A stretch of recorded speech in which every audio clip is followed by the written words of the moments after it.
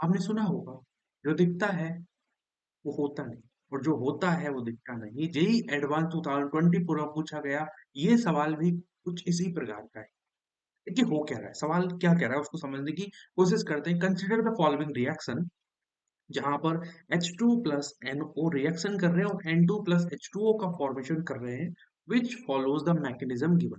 ठीक है, 3 स्टेप में ये रिएक्शन हो रही है। पहला स्टेप, दूसरा स्टेप और तीसरा स्टेप। पूछा गया है ऑर्डर ऑफ रिएक्शन, जो हमको यहाँ पे बताना है। तो हमको जैसे ही ऑर्डर ऑफ रिएक्शन की बात आती है, तो ऑर्डर ऑफ रिएक्शन क्या होती है? किसी रेट लॉ इक्वेशन के अंदर रिएक्टेंट की कंसंट्रेशन के ऊपर जो पावर है उसको सम कर देते हैं, उससे आंसर हमारा आ जाता है। यानी इस रिएक्शन की अगर मैं रेट लॉ इक्वेशन लिखूंगा तो वो कुछ इस प्रकार की नहीं आएगी। देखिए स्लो स्टेप है, तो स्लो स्टेप जो होता है वही हमारा आरडीएस स्टेप होता है, बोलो यस। इसका मतलब रेट लॉ इक्वेशन कहीं ना कहीं क्या बन जाएगी, are directly proportional to concentration of N2O2 and concentration of H2। ठीक है, इसको मैं इक्वेशन 1 कह देता हूं। अगर मैं यहाँ पे प्रोपोर्शनैलिटी के सिंबल को हटाऊंगा तो यहाँ पे रेट कांस्टेंट K2 आएगा। यहाँ तक चीजें क्लियर है? N2O2 कंसंट्रेशन ऑफ, अब आप कहेंगे कि सर यहाँ पर रिएक्टेंट की कंसंट्रेशन, इस मतलब इसकी कंसंट्रेशन की पावर 1 है, इसकी कंसंट्रेशन की पावर 1 है। इसका मतलब सर यहाँ पर हमारा आंसर क्या हो जाएगा? सर 2 हो जाएगा। जिस जिसको लगता है 2 आंसर है, आपके लिए एक बुरी खबर है। नहीं, ये 2 आंसर नहीं होगा यहाँ पे। तो फिर क्या होगा? अभी पता करेंगे ना, इसी के लिए तो वीडियो बन रही है। ठीक है, तो यहाँ पे 2 नहीं होगा। सबसे पहले तो उसको कट कर लेते हैं। देखिए होगा क्या, रिएक्शन में एक बार गौर करो। यहाँ पर रिएक्टेंट कौन कौन, मैंने बोला रिएक्टेंट की कंसंट्रेशन की पावर जो होती है उसको सम करना होता है। N2O2 यहाँ पर रिएक्टेंट नहीं है। कैसे नहीं है रिएक्टेंट? ये इंटरमीडिएट है भाई साहब। देखो रिएक्टेंट क्या होगा, इस इक्वेशन के अंदर आपको N2O2 कहीं दिख रहा है? मुझे तो नहीं दिख रहा है। ये तो रिएक्शन के दौरान बन रहा है, जो ना तो प्रोडक्ट है ना ही रिएक्टेंट है, उसको हम इंटरमीडिएट कहते हैं। इसका मतलब N2O2 के कंसंट्रेशन को हमको कैलकुलेट करना पड़ेगा, उसको in terms of H2 and NO की टर्म में लिखना पड़ेगा। अब बात ये आ जाती है कि सर N2O2 की कंसंट्रेशन कैलकुलेट करें तो करें कैसे? अरे यार, जब मैं हूं तो इसमें घबराने की क्या जरूरत है। किसी भी रिएक्टेंट की किसी भी इंटरमीडिएट की कंसंट्रेशन करने कैलकुलेट करने के लिए हम एक मेथड यूज करते हैं, जो कि है SSA मेथड, या फिर इसी को बोलते हैं स्टडी स्टेट अप्रोक्सीमेशन मेथड। इसमें क्या होता है, रेट ऑफ एपेरियंस, या फिर हम कह सकते हैं rate of formation of intermediate, इस मेथड के अकॉर्डिंग माना जाता है कि बेसिकली इक्विलिब्रियम है, तो आपको पता है rate of appearance of intermediate बराबर हो जाएगी rate of disappearance of intermediate. Disappearance of intermediate. अब इसको जरा लिखने की कोशिश करते हैं। सबसे पहले तो ये देखो, यहाँ पर इंटरमीडिएट बन कहाँ कहाँ पे रहा है?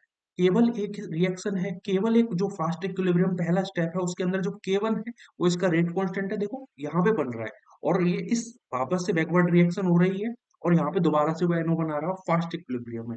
दूसरी स्टेप में क्या है, N2O2 डिसअपियर हो रहा है। तो दोनों ही जो एक तो डिसअपियरेंस K1 जिसके लिए रेट कांस्टेंट K-1 है, इसके लिए K2 है, इसके लिए बनने के लिए K1 है। तो हम ऐसा लिख सकते हैं क्या? देखो जरा, रेट ऑफ एपियरेंस मतलब, अगर इसको मैं rate of appearance R A बोल रहा हूँ, इसको मैं क्या बोल सकता हूँ, आर डिसअपियरेंस मतलब आर डी बोल दिया, तो आर ए क्या हो जाएगा, मैं डायरेक्टली लिख रहा हूँ ना, कंसंट्रेशन ऑफ NO की पावर 2, और यहाँ पर रेट कांस्टेंट से इसको मैंने मल्टीप्लाई कर दिया, तो केवल ऐसा लिख सकते हैं। दूसरी तरफ जब मैं रेट ऑफ डिसअपियरेंस की बात करूंगा तो यहाँ पे होगा क्या, हमको लिखना पड़ेगा डिसअपियरेंस। देखो फास्ट इक्विलिब्रियम के अंदर K-1 कंसंट्रेशन ऑफ N2O2। ठीक है, यहाँ तक क्लियर है? प्लस डिसअपियर इधर भी हो रहा है। ठीक है, तो यहाँ पे अपन क्या लिखेंगे, K2 concentration of N2O2 concentration of H2। ठीक है, अब जरा यहाँ पे चीजें गौर करो।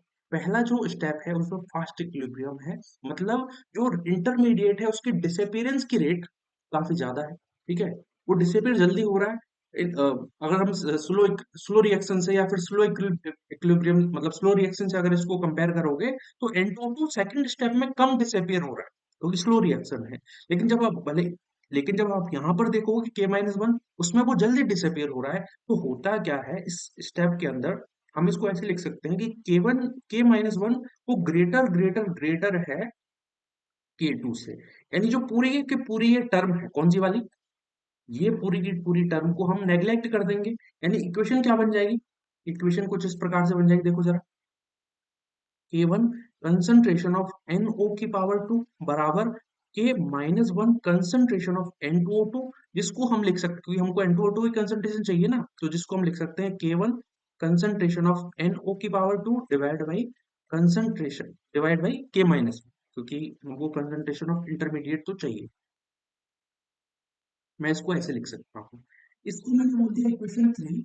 इक्वेशन 3 से वैल्यू हम इक्वेशन 2 के अंदर पुट करेंगे, तो रेट लॉ इक्वेशन बन जाएगा K2 into concentration of N2O2 की जगह मैं लिख दूंगा ये पूरी टर्म, वो क्या हो जाएगी K1 कंसंट्रेशन ऑफ NO की पावर 2 डिवाइड बाई K-1, ठीक है, इनटू कंसंट्रेशन ऑफ H2।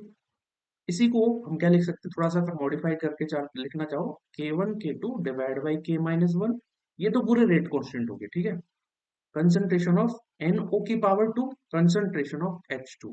अब देखो जरा, जो मैं बात कहने चाह रहा था, जो मैंने शुरुआत में भी कही थी, कि जब हम ऑर्डर ऑफ रिएक्शन को कैलकुलेट करने की बात करते हैं, तो ये हमारी रेट लॉ इक्वेशन है पूरी, ठीक है, significance significant rate law equation ये वाली है, ठीक है। तो इसके रिएक्टेंट रिएक्टेंट N हो गया, रिएक्टेंट H2 हो गया, इनकी पावर क्या है 2 एंड 1, इसका मतलब यहाँ पे ऑर्डर ऑफ रिएक्शन 2 + 1 बराबर 3 हो जाएगी, तो आंसर हमको पता लगा यहाँ पे ऑर्डर ऑफ रिएक्शन 2 नहीं है, ठीक है?